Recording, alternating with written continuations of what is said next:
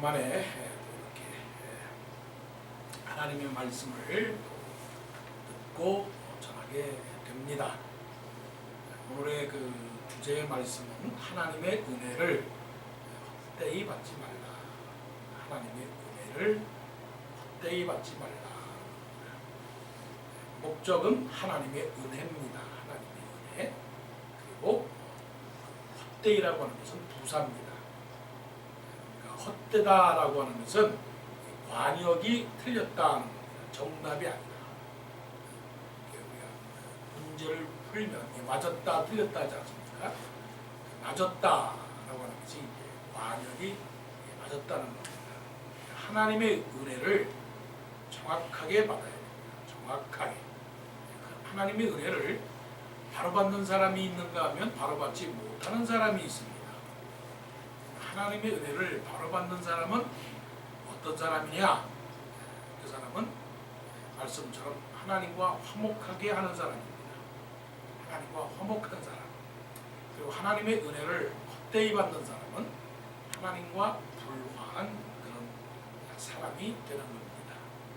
하나님의 은혜를 헛되이 받는 게 뭐냐?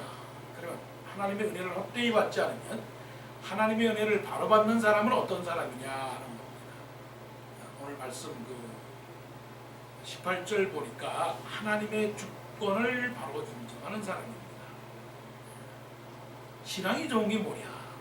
바로 믿는 게 뭐냐? 아주 단순한 질문이죠. 그런데 이런 단순한 질문에 복잡하게 해결하는 사람이 많이 있습니다. 바로 사는 게 뭐고, 바로 믿는 게 뭐고, 흔히 말하는 축복받는 게 뭐냐? 모든 것이 하나님께로 났습니다. 이것이 하나님의 주권입니다. 믿음이라고 하는 것은 하나님을 신뢰하는 겁니다. 하나님의 은혜라고 하는 것은 하나님께서 모든 것을 다 주관하신다라고 그것을 받아들이는 것이 은혜입니다. 오늘도 은혜의 날이 되었습니까? 라고 말하는 것은 하나님께 감사합니까? 라고 하는 것과 같은 것입니다.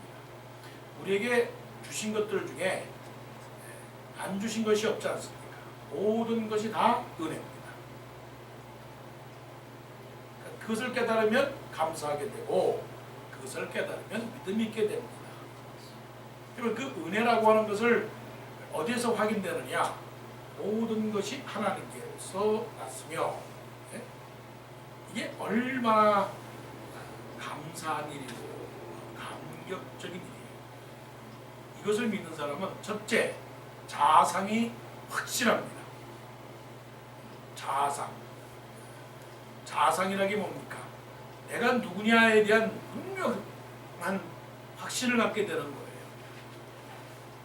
신앙이라고 하는 것은 내가 누구냐라고 하는 것부터 시작을 하게 되는 거예요.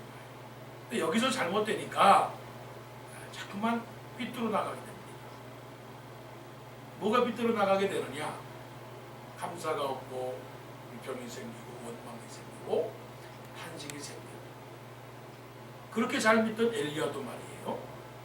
모든 것이 하나님께로 났다라고 하는 그 자체가 고장나니까 하나님 나는 모든 열조보다 낫지 못한 사람입니다. 그러니까 나를 죽여달라라고 하면 나는 살 희망도 없고 나는 할 것도 없고 쓸모도 없고 나처럼 비참한 사람도 없으며 나처럼 연약한 사람도 없으며 이렇게 절망하게 되는 거예요.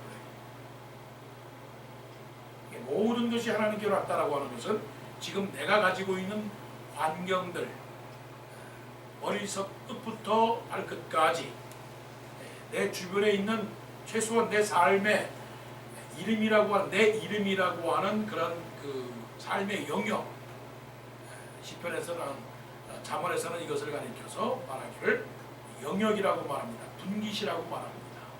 이거를 기업이라고 말합니다.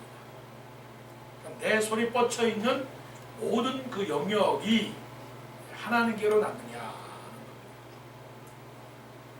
그러니까 우리의 아들과 딸들, 우리의 부모와 그리고 우리의 모든 사업과 직장과 그리고 나의 지나간 인생들, 시간들, 친구들, 관계들, 지금 내가 처한 상황 이런 것들을 받아들이는 겁니다.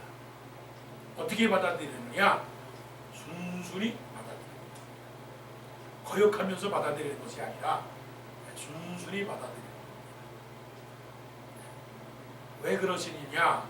여기서 6장 2절에 말하기를 내가 은혜 베풀 때에 너에게 듣고 구원의 날에 너를 도왔다 하셨으니 보라 지금은 은혜 받을 만한 때요. 보라 지금은 구원의 날이구나. 이 날이 어느 날입니까?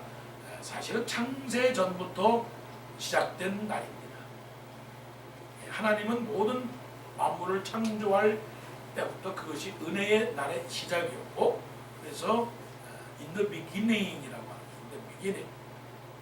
그래서 알파가 되시고 오메가가 되신다는 것은 하나님이 가라사대 빛이 있으라라고 하는 그 때가 바로 은혜 받을 만한 때였고, 그때가 구원의 날이었고, 그리고 아담과 하와 그리고 지금까지 지금 오늘 우리가 이 순간까지 새벽 기도를 드리고 있는 이 순간에도 이 말씀은 보라 지금은 은혜 받을 만한 때요.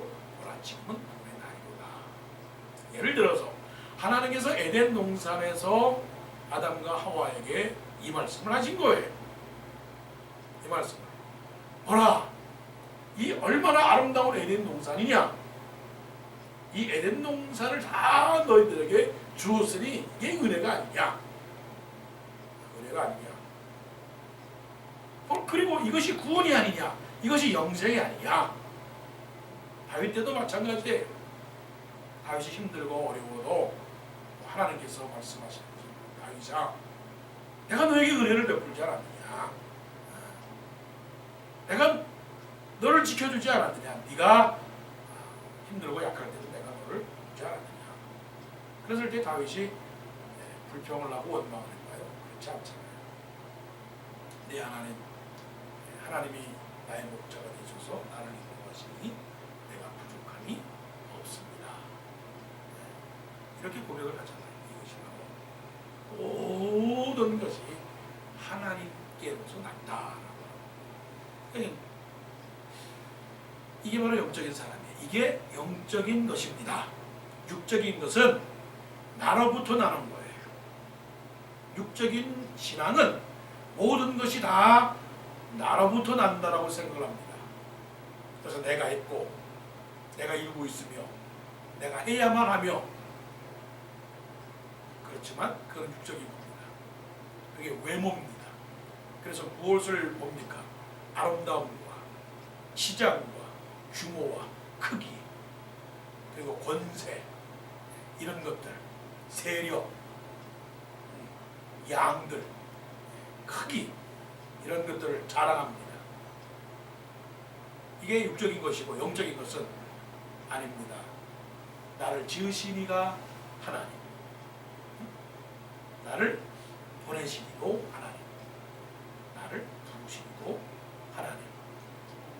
모든 것이 뭐라고요? 하나님의 은혜라.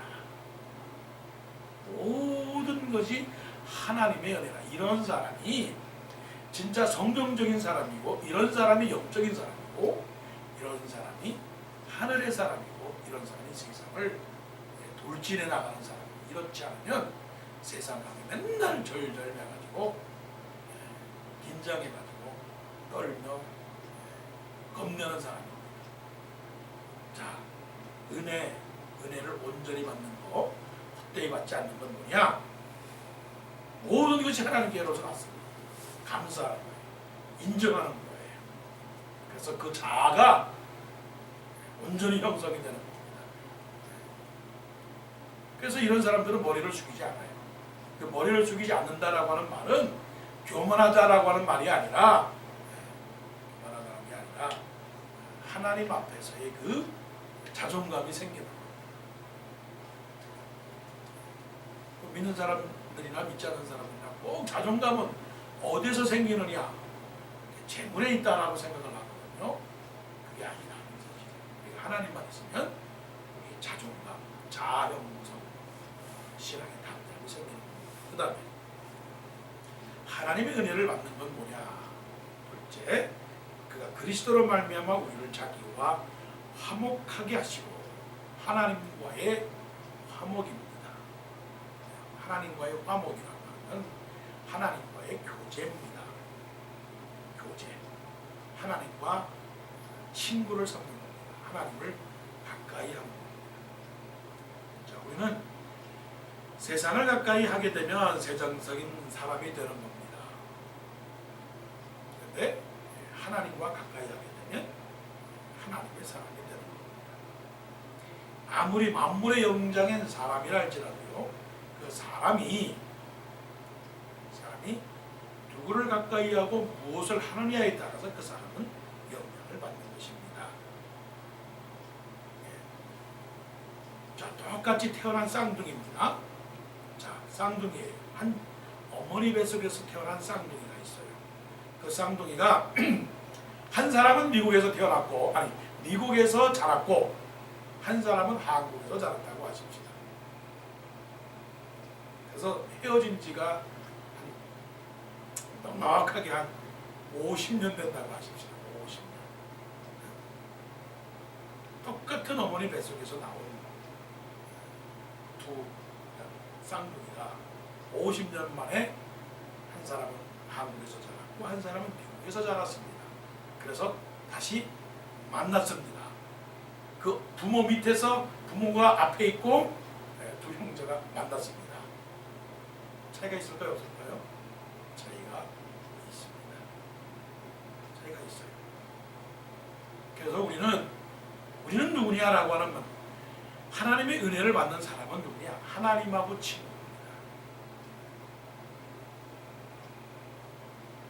조직 폭력배와 친구를 삼는 사람은 조직 폭력배처럼 행동을 합니다. 그래서 나는 좀 고민이 있어요. 내가 그래도 한 교회의 목사인데 성도들이 나의 성품을 닮았는가, 나의 믿음을 닮았는가, 하물며 나의 성격과 나의 어투와 나의 습성과 나의 비전과 나의 마음과 나의 그 생각을 닮고 있는가라고 합니다. 그런 두려움이 있어요. 그런 염려가 있어요. 아니, 그렇게 닮도록 해야 되는 것입니다. 그것이 올바른 것이죠. 하나님을 닮는 거, 하나님과 화목한다라고 하는 건 뭐냐면, 자, 화목이라고 하는 것은 쌍방통행을 말합니다. 하나님과의 쌍방통행. 그럼 하나님과의 쌍방통행은 뭡니까? 자유교육이에요. 자유교육. 요거를 가리켜서 하나님과 허물이 없는 사이를 말합니다. 하나님과 허물이 없는 사이는 무슨 말씀이냐면 노크 안에도 들어갈 수 있는 사이. 노크 안에도 들어갈 수 있는 사이가 무슨 사이냐? 허물이 없는 사이입니다. 실수를 해도 그것을 감싸줄 수 있는 사이. 이게 하나님과 허물입니다. 우리는 하나님과 지금 화목하고 있는가? 하나님께서 지금 당장 하나님께서 이렇게 나타나셔가지고 우리를 부르시면 우리가 자신 있게 하나님, 저 김범수 목사입니다. 하나님, 아시죠 하나님? 그런 마음이냐? 아이쿠 어떡하냐? 이런 마음이겠느냐? 하나님 앞에 늘 교류하시고 하나님과 대화하시고 하나님과 이렇게 쌍방통행하시면, 그래서 시편에 말씀하시기를 하나님을 가까이 하니 내게 복이다. 하나님을 가까이 하니 내게 복이다. 하나님을 가까이 하고 하나님과 화목하는 겁니다. 하나님과 화목하게 되는 것은 하나님의 말씀 중심의 사람이 되는 겁니다. 말씀 중심의 사람. 그 말씀의 핵심은 무엇이냐? 하나님을 예배하는 거예요. 하나님과 화목하는 것은 하나님을 예배하러 나온 것인데 아주 쉬운 거예요. 쉬운 거 뭐냐? 하나님과 화목한다라고 하는 것은 하나님께 예배를 드리는 것입니다. 사람하고 사람하고 화목한다라고 하는 것은 얼굴과 얼굴을 맞대어 보는 겁니다. 얼굴과 얼굴을 맞대어 보면서 반갑습니다. 야, 친구야, 반갑다. 네, 눈을 똑바로 보면서 잘 지냈니? 잘 지냈니? 얼마나 그리워했는지 몰라. 내가 너를 얼마나 보고 싶었는데 그 정도까지 뭐 인사를 하겠습니까? 사람 만나면 우리가 가져야 될 최소한의 그 예의는 뭐냐면 악수를 청하고 인사를 청하고 말문을 여는 그런 관계. 그 관계만 가지면 이게 사실 하나님과 화목하고 사람과의 화목이 이루어지는 거예요. 하나님 앞에 나와서 예배드리면서 하나님도 저 왔습니다. 이렇게 하나님을 얘기하는 겁니다. 이게 하나님과 화목입니다. 자, 마지막입니다. 세 번째는 그들의 죄를 그들에게 돌리지 아니하시고 화목하게 하는 말씀을 우리에게 부탁하셨느니라. 자, 우리에게 부탁하신 게 뭡니까? 하나님께서 우리에게 부탁하신 건 뭐냐? 말씀을 우리에게 부탁하셨대요. 말씀을. 이게 말씀이라고 하면 뭐예요? 메시지. 우리가 흔히 말하는 텍스트 메시지. 텍스트 메시지는 뭡니까? 보내잖아요. 보내. 얼마나 하루에도 메시지를 보냅니까? 너 밥 먹었니? 어디 있니? 잘 지내니? 몇 시에 만나는 거 알고 있니? 어느 장소인지 알고 있니? 요즘 카톡은 또 얼마나 많이 보냅니까? 무수하게 그냥 뭐 아름다운 글들, 좋은 이야기, 아름다운 장면 보내잖아요. 근데 우리가 보내야 될 게 뭐냐? 자, 오늘 메시지 그 말씀 우리가 좀 중요한 거 다시 한번 찍습니다. 모든 것이 하나님께로서 났으며 첫째, 둘째는 그리스도로 말미암아 우리를 자기와 화목하게 했다라고 하는 거예요. 셋째는 19절 그 뒤에 화목하게 하는 말씀을 우리에게 부탁하셨느니라. He has committed to us, 우리에게 the message of reconciliation. 메시지입니다. 그러면 메시지를 받았어요. 자, 쪽지를 주었습니다. 이거를 전하라고 쪽지를 주었습니다. 그럼 쪽지를 받은 사람은 그 쪽지를 어떻게 됩니까? 전달해야 되잖아요. 전달해야 되지 않습니까? 그 하나님께서 우리에게 이 말씀을 누구에게 전달하라라고 명령을 내렸으면 그 명령을 붙잡고 그 명령을 전달해야죠. 그래서 찬송가에도 보게 되면 주의 명령 전달할 사자요 이거예요. 우리는 하나님의 그 명령을 부탁을 받았습니다. 이것이 불신자이든 불신자가 아니든 예수 믿는 사람이든 예수 믿지 않는 사람이든 하나님의 성령으로, 하나님의 성령, 중요한 겁니다. 오직 성령이 너에게 임하심이라 그러거든요. 그러니까 하나님의 감동을 받아서 오늘은 최집사님에게 내가 깨닫는 이 하나님의 말씀을 전달해야 되겠다라고 성령의 감동을 주시는 거예요. 감동은 어떤 것이냐? 이게 하나님이 밀어내는 거예요. 하나님이 푸시하는 겁니다. 안 하면 견딜 수 없는 불붙는 마음. 그래서 그 최집사에게 가서 말씀하기를 용서해라. 그 말씀을 전달하라. 그 명령이 감동이 오면 그 사람에게 찾아가서 하나님의 말씀을 읽어주는 거예요.